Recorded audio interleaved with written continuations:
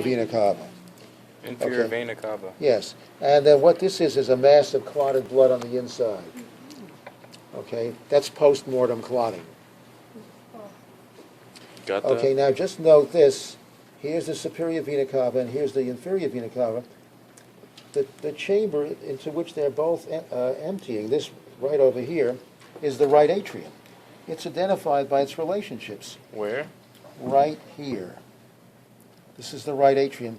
And you can identify that because you can see both the superior vena cava and the inferior vena cava plugging into it. That's where they go. Okay, so if you know that, then it's res ipsa loquitur. Okay. And now I can't remove this blood because the wall of the vein is so distended that if I try to take that out, the vein will just disintegrate. So the blood must be left in there. Okay, now observe this.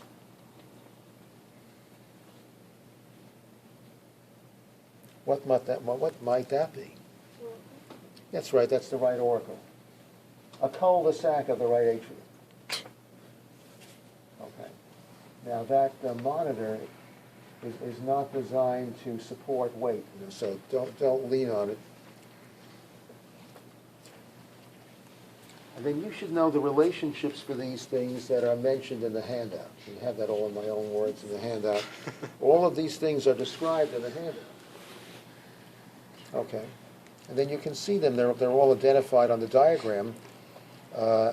And you have the key to the diagram. Presumably you put the numbers on that diagram so you can use it for resistance training for the brain. Now, what would you say that this is over here, this part of the heart? Yeah, the right ventricle, and this is the exterior of the right ventricle. And therefore, what is this? That's right. Now, what's this tip right over here? Yeah, the apex of the heart. Now, just note that that's covered with epicardium. That's a dense, irregular connective tissue external layer, and then this adipose is deposited on the surface of that. The left descending coronary artery. Question? The left descending coronary artery and the great cardiac vein, which are concerned with the front of the heart, run in a sulcus. We're located right over here, called the interventricular sulcus. But in her heart, it's covered with fat. Now, I've exposed the vessels by removing fat on some of those, so I will show them on those.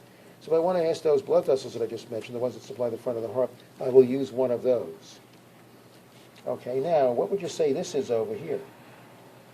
Yeah, that's the left auricle. That's the left auricle constricted.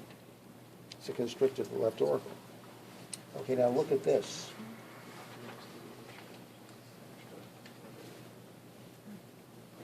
What might these be? Oh, let's put those on hold for a moment. I want to show something else first. Put those on hold. So which chamber is this one? The right. Well, the right atrium is over here where the vena cava connects, so that's over here. Which chamber is this? It's the right ventricle, that's correct. Now, here's a blood vessel that comes out of the right ventricle. Ignore this aperture, that's an artifact. That was created by a student, and there's nothing I can do about it. I used this on an examination, and I said, identify this vessel and state its relationships. So he picked up the probe and said, you mean that vessel over there?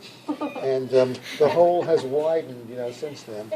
Now, so he... Did he get enough? Wasn't the most well-coordinated individual that I've ever encountered. However, he made up for it with intelligence. He aced the course in spite of the fact that he tended to trip over his feet and drop things and stuff like that. Shame. So he wouldn't be the ideal person to become a surgeon.